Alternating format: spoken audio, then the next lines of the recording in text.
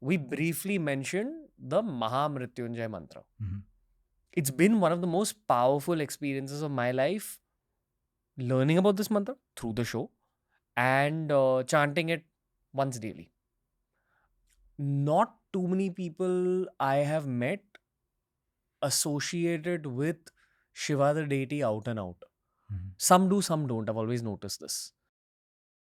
Can you first clear the air on that? So it is true. Mahamrityunjaya can be both Vishnu as well as Shiva. Whoever is beyond the circle of life and death is a Mahamrityunjaya. Mahamrityunjaya, when I worship, by the grace of Lord Shiva, I try to do my own sadhana as well, right? When I worship Shaligram and Shivalinga, we worship it together, Vishnu and Shiva, right? If I have to offer only one flower to Shiva and Shaligram, Vishnu and Shiva, I can chant the Om Trambakam Yajamahe Sugandhim Pushtivardhanam Urvarugam Vandananam Mrityur Mahamritat and offer it. Because Mrityunjaya, both Shiva and Vishnu are. But when we go deeper, the Mahamrityunjaya mantra does ultimately track down to Lord Shiva in more of a Lord Shiva mantra, because again, what is it doing? The act of the mantra is to Vijaya from Mrityu Bhaya, the fear of death. Let's break down the mantra Yeah. to understand it better.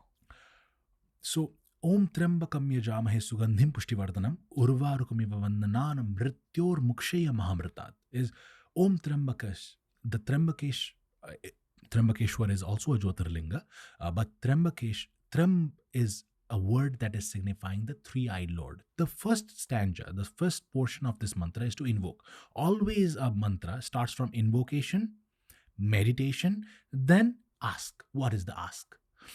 The meaning of the mantra is in the ask.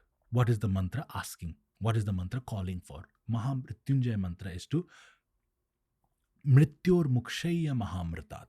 Give me the moksha from the bhaya or fear of death, the cycle of birth and death. O three-eyed Lord Shiva, if you just understand it simply, then it is all about bowing down to Lord Shiva, who has three eyes.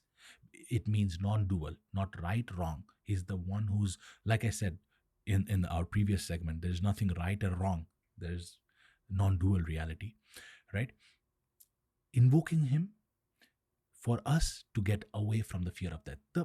The most advanced, like I said, there is kleshas, or there are obstruction to spiritual realization, such as avidya, ashmita, ego. Avidya, ignorance, ashmita, ego, raga, attachment, dvesha, aversion. But the most ultimate is fear of death.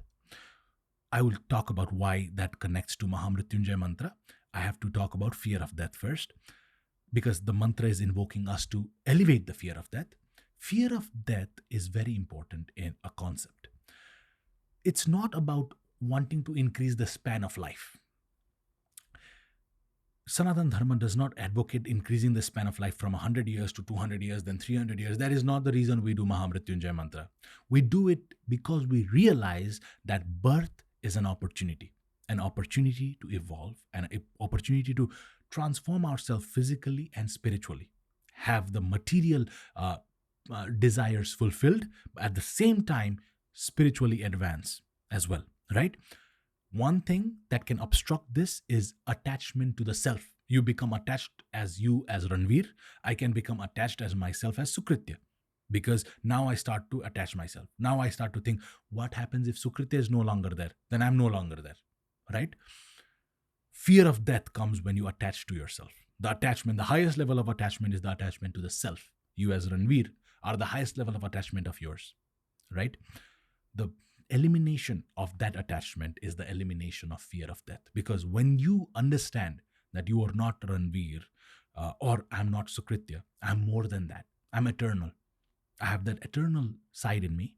Then you don't care about Ranveer ultimately getting old and going away, right? I don't care about me ultimately getting old and going away, because when I realize that I'm more than that, the fear of that goes away. How do we realize that? Is it a realization through a podcast? It's very difficult to realize that from a podcast. You realize that when you install the Mahamrityunjaya mantra within you. When you do this Mahamrityunjaya mantra, for First, like I said, first is all about repetition without understanding. Then you understand the meaning of it in our human language.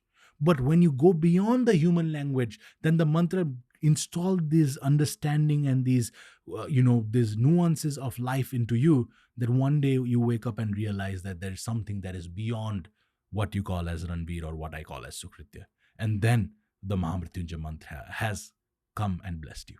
Then you become fearless of death. That does not mean you climb up to the 100th floor and then start to jump because you're not fearless. That becomes when you start to act on things without the attachment to yourself. When you start to do things just because those things are needed to be done, not because you are attaching it to you, your pride, your longevity.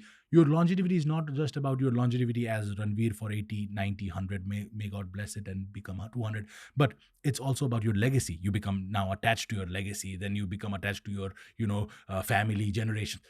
The attachment is overflowing. The Mahamrityunjay Mantra is all about realizing that your Mrityu is not just when you end. You are an eternal being. Do what is needed for you to evolve. Don't get attached yet. Om Triambakam Yajamahe Sugandhim Pushtivardhanam Urvaharukamiva Vandanana Mrityormukshaya Mahamritat. Sugandhim Pushtivardhanam. Pushtivardhanam is all about Sugandhim is Fragrance. Very fragrant, very, when we describe Lord Shiva, when we invoke the deity, we always applaud the deity. We always tell about the charming characteristics of the deity. Pushtivardhanam is the one who gives us, Pushti is all about health, good health, good health, longevity, good, senses, good qualities in us. Pushtivardhanam, Urvarukumandananam, Mrityormukshya Mahamritat is about giving us eliminating the fear of death. But the depth of the meaning is all about non-attachments. Urva Rukamiva Bandhana, I think, is a gourd, right? Like it's a vegetable. Yes, it is. It is a symbolic representation of the vegetable is connected to the vines.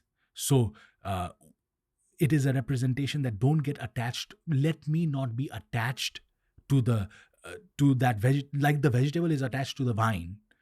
Let me not be attached to that like that. Yeah. So it's about the non-attachment. It can be understood as let me not be attached to the to the lifestyle, to me as Sukritya. So Urvarukumivandananam Mrityormukshya Mahamritat serves that purpose. Gotcha.